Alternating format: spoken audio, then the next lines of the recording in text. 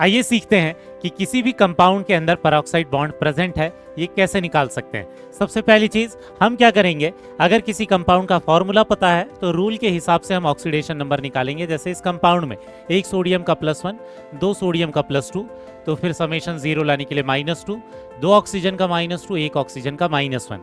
अगर किसी भी ऑक्सीजन के लिए ऑक्सीडेशन नंबर -1 निकल कर आ रहा है, इसका मतलब उस कंपाउंड के अंदर क्या प्रेजेंट है, पेरोक्साइड। ठीक है।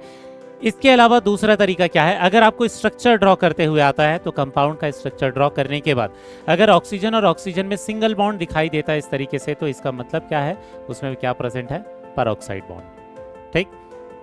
तीसरा तरीका क्या है कि इन केस अगर हमारे पास कोई फॉर्मूला दिया है, हम रूल फॉलो करते हैं, लेकिन किसी एलिमेंट का जो ऑक्सीडेशन नंबर है वो उसके मैक्सिमम पॉसिबल से ज़्यादा निकल कर आ जाए, तो फिर उसमें क्या प्रेजेंट होगा, पेरोक्साइड। एग्जाम्पल के लिए जैसे हमारे पास फॉर्मूला दिया हुआ है H2SO5, अगर हम रूल के हिसाब से निकालें तो एक हाइड्रोजन का +1, 2 हाइड्रोजन का +2, एक ऑक्सीजन का -2, 5 ऑक्सीजन के -10, समेशन 0 लाने के लिए सल्फर का कितना आ जाएगा, +8। लेकिन हमें पता है कि जो सल्फर का जो मैक्सिमम पॉसिबल ऑक्सीडेशन नंबर है ये केवल +6 तक जा सकता है, इसके ऊपर नहीं।